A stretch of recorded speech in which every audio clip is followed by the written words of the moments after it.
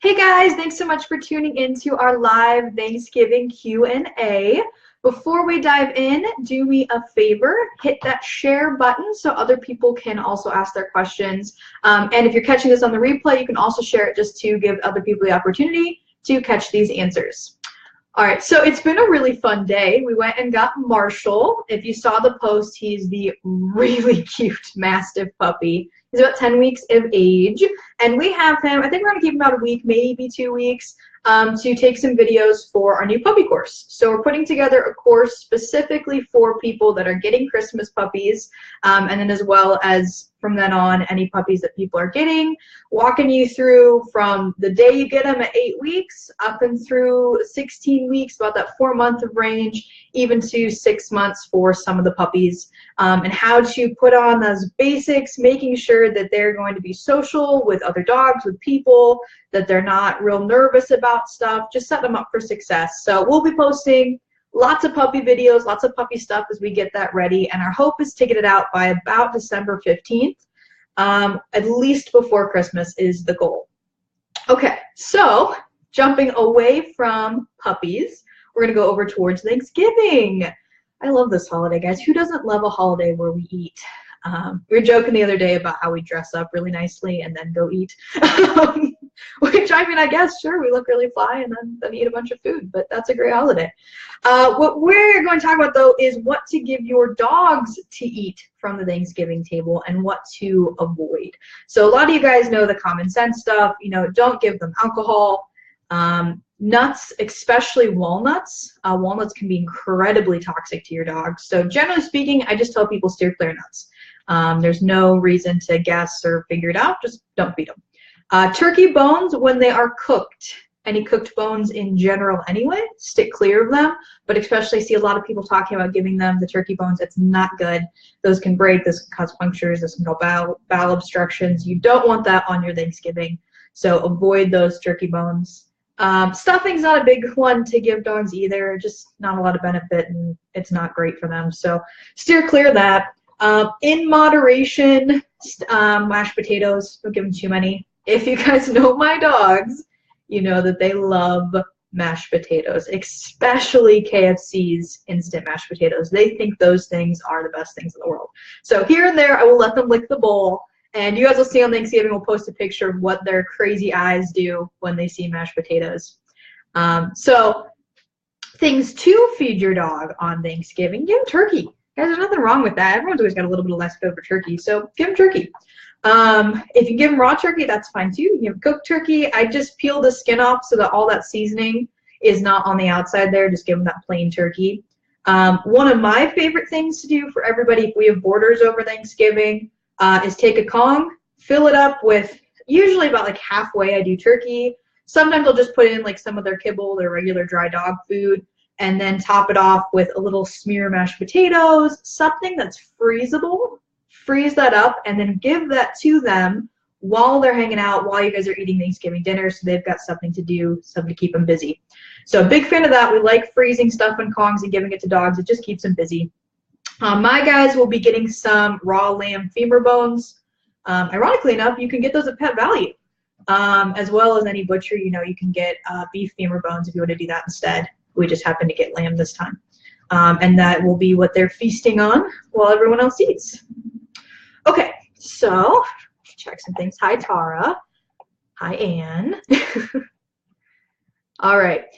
So one of the big questions that we've had a couple people ask us this week is what to do with my dog during Thanksgiving. That's the big question, right? What do you do with them? Hey, they like him, Tara. We'll post lots of pictures for you to see. She's talking about the femur bones being good. Jasper ate pig's feet the other day, so we posted a couple pictures of that. That was super gross. And I think we picked up at Myers some beef kidneys. They always get beef liver and chicken liver. Their food bowls are gross, guys, but they love it. It's what they want to eat. It's healthy for them. All right, so back to the question at hand. What to do with your dog on Thanksgiving Day? It's kind of, you know your dog best. And you know what they can tolerate. And you know your family. So if people are coming over and you know your family is super loud, super rambunctious, it's crazy, there's kids everywhere, there's just so much going on, crate your dog. There's no reason to force them into all that interaction. Now, your dog's 10 years old, they've done this every year, they know everybody, they handle that craziness great, they've earned that freedom, keep them out, for sure. We're talking about, your younger dogs, 2, 3, 4, where they're still super rambunctious, they're getting themselves into trouble, they're jumping on kids, knocking them over, they're stealing the turkey off the counter, so on and so forth. Just put them in the crate. Now, some people say, okay, my dog barks, they whine, they carry on in the crate. One, you should be doing some basic crate training before the holiday, but we're only a couple days away. So we actually did a post on this a couple days ago. If you go down in our Facebook feed, and you scroll down, you will actually catch that post where we talk about creating a couple of hints and tips really quick this week to jump through. One of them is feeding your dog in the crate. We always recommend that to make it a fun place to go to, right? So twice a day, 5 minutes, food goes in, dog eats, they come out, great. Then you can start working on things like interrupting the barking. So I like to crate my dogs when I'm home in the beginning. Right, 30 minutes here and there. I put them in the crate, get them used to the idea that sometimes I need to get stuff done and sometimes you hang out in there. That's going to stop things like separation anxiety. It's going to teach your dog to be away from you for a few minutes and not be the end of the world. So put them in the crate, 30 minutes. You can put it where it's visible to you, or you can put it in another room. You just have to get up a couple times to do the interruption. And sillily enough, you're going to take a towel, you're going to fold it into thirds, roll it up. Okay, this can be a dish towel, be a small towel, it doesn't have to be a big bath towel. Put a rubber band on either side, you've got yourself a little rolled up cylinder pillow, right? If you've been in a pillow fight, you've done this before. Take that, you're gonna say quiet, enough, whatever your word is for no more barking, and you're gonna toss that straight at the crate, right? Kind of controversial, you're like, oh my gosh, I'm gonna toss something at my dog, but all you're doing is interrupting. Stop barking, stop whining, tone it down, guys, right? Usually, once or twice. That's all it takes. Dog goes quiet, fantastic. Now remember, when you do an interruption, you want to guide afterwards. So I go in, I say enough, I say no and toss whatever it is. You can even use your own hand and just hit the top of the crate or the side of the crate. Once they're quiet, you can mark good. You can even toss a treat in if you want to. I generally just tell them good. I keep my body language very calm, very relaxed, and I walk away. Right? A couple times of that, guys. I have so many dogs that come into board and do board trains or just do boarding with me. Some of them who've never stayed with me before, they've just done training where they come in and out, and we teach them to stop barking day one, right? You gotta live with this. We don't want that. We've also got lessons happening, so they're hearing people coming in and out, they're hearing new voices, they're hearing all kinds of stuff. And they learn this very quickly with a couple of interruptions. Okay, so don't be afraid to tell them, knock it off. But practice this before Thanksgiving, right? Practice this when you're just hanging out the house, got the TV on, and you can really put your focus there. Because if not, you're probably going to miss it. They're probably going to get themselves amped up a few times in between every correction, and you don't want that. You want to catch it pretty early on and just say, hey, buddy, knock it off, right? Okay, so that's interrupting barking and whining in the crate. Super simple, super easy. And like I said, you can catch that post we did a couple days ago. It might even have been yesterday, to be honest. And read through that, and I'll tell you a couple tips on what to do for teaching your dog to crate. All right, next thing, you guys all know my love of place. Go to a dog bed, hang out there, all 4 feet. It's the only rule. It's such a useful command. Use it, teach it, every dog. That's where if your dog, if you feel like, okay, they're not gonna bark, they're not super nervous, they're generally pretty good, but maybe they're gonna do a little jumping, maybe they're gonna be a little bit wound up because it's new, a lot of people coming over. That's a good place for using place.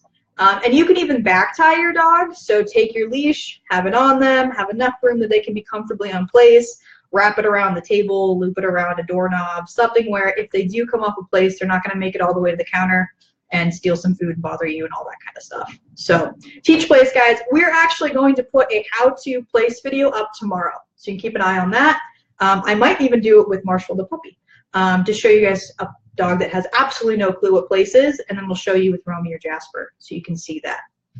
Marshall is being fantastic in his room. He's very quiet now. He's had a long day. He had a lot of play with everybody. We started teaching him some markers, so that was a lot of fun. All right, so Thanks, Amy, for sharing. It always helps. Go through the questions I had beforehand here. Oh, okay. So this one's a favorite of mine. There's a guy named Jay Jack who I recommend you follow his blog. He does a lot of advocating for pit bulls. He's got a long history with the breed. He understands them really well, and he's a really funny guy. He does jujitsu. He has a gym, and he's a dog trainer. So super weird mix, but tons of fun. And here's who I got this from. So a lot of people have family that come over. My mother, my sister, they all know. They feed my dogs when I say don't feed them, right? We all have that family member that just doesn't listen at all. If you have a dog that's nervous with new people, that's fearful, that might potentially bite, that might potentially be aggressive in some manner, you have to advocate for them. If they're in place or they're in the crate, you have to make sure people don't bother them. Ignore them entirely is what you want them to do, right? So I tell people when they come in, hey guys, that's just furniture. There's no dog there. Right? Ignore them, don't look at them, don't pet them, nothing. Don't get in their space. Let the dog be relaxed in the presence and have a good time with people around. The ones that don't listen, I keep a pack of bean bags around and I keep a water gun. Right? Just one like 99-cent Walmart water guns, right? You can use a squirt bottle too. That works really well. And then I see the person going to that dog or talking to that dog. If it's an adult, I throw a bean bag at them. If it's a kid, I squirt them with a squirt bottle. It always makes people laugh, unless it's your mom. Then she beats you, right? No, mother's very German. But, you know your family. But it's always a fun conversation starter. People usually laugh if they're pretty good humored. If you have that family member that's not good humored, just don't invite them over, right? No. That is probably a good idea to keep your dog in the crate. If people can't listen, just keep them out, away from it. Close the door, lock the door, block it with a chair, I don't care, right? Just keep people from getting to that dog so that you can advocate for them completely and just make sure that they don't have anything bad go down. Okay. Yeah, I mean, that's it, basically. Bean bags, squirt bottles, it's a good time. You make up your own. If you make up something, tell me. I'm always looking for new ways to stop people from petting dogs. People are terrible, very entitled with petting dogs. Okay, another thing. I get a lot of people that feel bad creating their dog for Thanksgiving, right? They feel bad. They want the dog very included. They don't want to, they feel that guilt trip. Don't, right? Enjoy your holiday. If your dog is not ready, you got a year to get them ready the next time, right? And maybe your dog is never ready. There are some dogs that cannot handle that much going on, right? It's just the wrong environment for them. That's okay. There's nothing wrong with that. So one day a year, maybe two with Christmas, right? You crate them. When I crate them, especially on Thanksgiving Day, I give them something to do. That's where we're talking about the things you can give them, the Kong, the frozen stuff inside. We do the raw femur bones, anything you want that's going to keep them a little bit busy. They're having a good time in that crate, right? They don't have to be worried about the rest of the stuff. All right. Trying to go through my list of questions I had from people this week. Lots of Thanksgiving stuff. One big thing with kids coming over. We've done a pretty poor job of teaching kids rules around dogs, right? Disney says you can hang on to a dog and they'll talk to you and love it, right? All of our movies, everything media-wise says that, get in dog space, get all over them, hug all over them. They love it. It's great. And we do a bad job of teaching them for the dogs that can't handle that, which is 99% of dogs out there, right? We got Jasper in the background. He's the 1% that can handle it, but it's still not fair to him. I'm still going to interrupt if I see that he's getting overwhelmed. But too often, kids are all over the dogs or they don't see the signs where the dog is saying, give me space, right? So a couple things to remember. I generally tell people, invite, won't bite. So rather than going all the way up to the dog, putting yourself in their face, stop a foot away, invite the dog to come up to you to actually be able to take that step into your space rather than you coming all the way up into their space, right? If the dog doesn't want to come up to you, ignores you, moves away, let it. Leave it be, right? Let it make that decision. If I just walked up to you as a stranger on the street and suddenly hugged you, how quick are you going to shove me away or punch me, right? You're not going to hug back. Very rarely is that going to occur. So same thing here with these dogs. There's got to be a signal that says, hey, I don't really want that, right? Other thing to remember is a wagging tail does not always mean a happy dog. One of the things that we tend to teach kids is if the tail is wagging, you can pet them. If you watch Romy do bite work, she's wagging her tail. And she's having a great time biting that sleeve, right? It just means excitement. So I can see a dog that's wagging its tail that's excited to bite you. I can see a dog wagging its tail because it is excited to see you. There's a very big difference between the tail carriage. Is their tail completely up, right? That's generally a dog that's a little bit more on the alert or on the defensive. Is their tail really tucked under? We know that's a nervous dog, right? We want it somewhere in the middle, nice, easy, relaxed wag, right? That's generally a pretty happy dog. Open mouths generally mean a pretty happy dog as well. Nice, loose, open mouth. When you see that mouth suddenly close and the lips start getting tense, it's a dog that might be making a bad decision, right? That doesn't mean every dog whose mouth is closed is about to bite you, right? But it's just things to keep in mind, especially with kids. Kids that are really young, toddlers, I don't allow a whole lot of interaction between dogs and kids, especially if the dog doesn't know that kid, if they're not part of that everyday family, right? I generally am just going to crate the dog. If I'm placing the dog, I'm making sure the kids are old enough to understand to leave the dogs alone, right? Make sure that that's really engraved in them. It's just a good idea to start very early and keep on as you go. All right, guys, let's see if I've got anything else for us. We're going to try to keep this short because Marshall needs to go out soon. Okay, another one. This kind of ties in with Thanksgiving. It was a question I got, so I wanted to address it. Free feeding your dog, leaving food down all day, all the time. Or maybe you do feed them at certain times, so you feed them for breakfast, you feed them for dinner, but if they don't finish it up when they start eating, you just leave it down for the rest of the day. Bad idea. Don't do it. 5 minutes down in the morning, 5 minutes down at the end, right? Once it's gone, and once 5 minutes are over, if there's food left, you put it up and you can give it to them again for the next meal. It's so important that you do that. So I get a lot of people say, oh, I have to put gravy in my dog's food. I have to do all this doctoring to it because they won't eat it either way. They will. They'll get hungry, guys. You just have to stay strong for a couple of days. If I let it, Jasper would always wait for that. Now that they're on a raw diet, though, they gobble that stuff up. I think it takes them 2 minutes. But even with regular food, make sure your dog will also be hungrier that way, and they'll be more motivated for food. So especially if you're training your dog, if food's just laying around all day, that treat has immediately reduced in value because they can always go over there and get that food. Also remember that dogs are scavengers. So they like having that kind of just mindset of I've got to go find my food. I used to all the time with Romy when she was younger take a cup of kibble and toss it out in the yard, and so it would scatter out in the grass, and she'd take 30 minutes digging around in the grass and sniffing around and getting the pieces of food.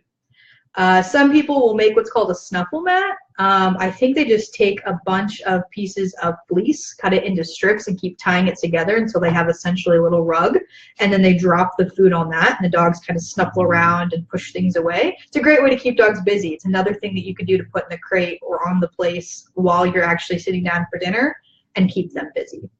But I'm always a big fan of having your dogs work for some of their food. It doesn't have to be all of it. I'm not saying stop feeding your dog in dog dishes, right?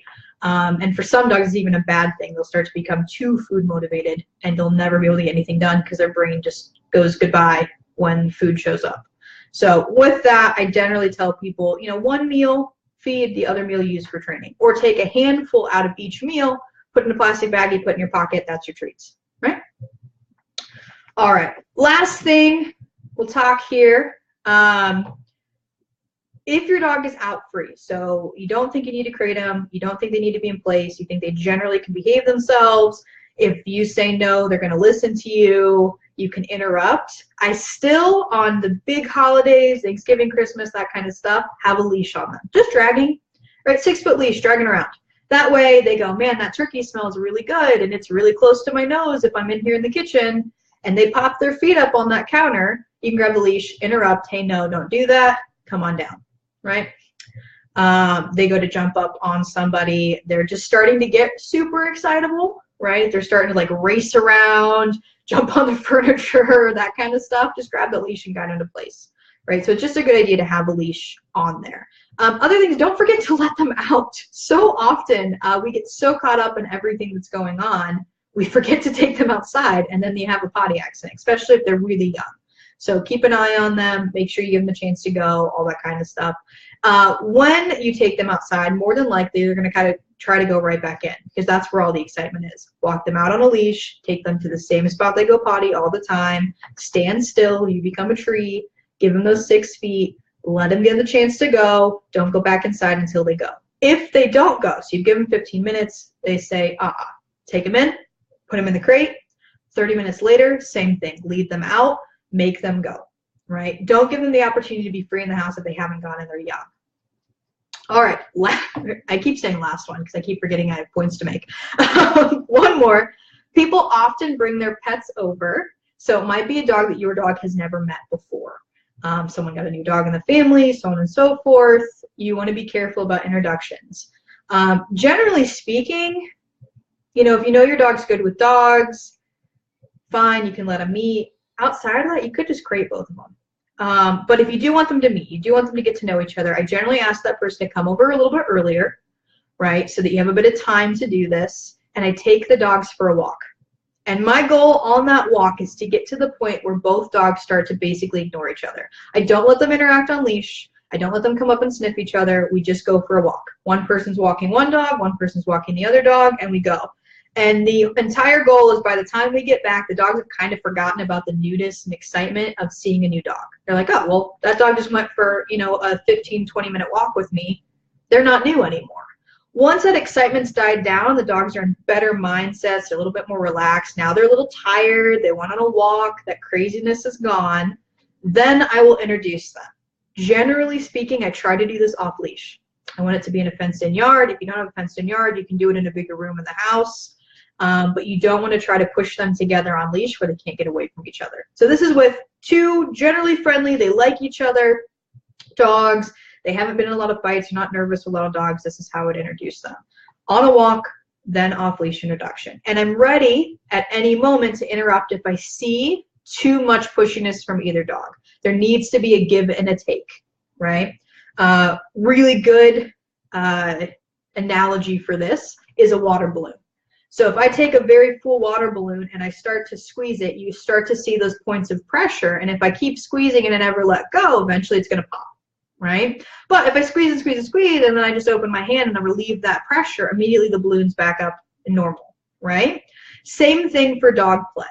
There needs to be that give and take. There can be some pressure, one dog's chasing the other dog, and then we switch. The other dog's chasing the other dog. There has to be back and forth.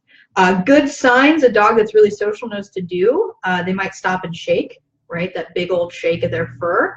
That will often tell another dog, hey, time out, I need a break. And that dog say, okay, don't come chase me, I'll stop chasing you, right? They'll try to bring that in.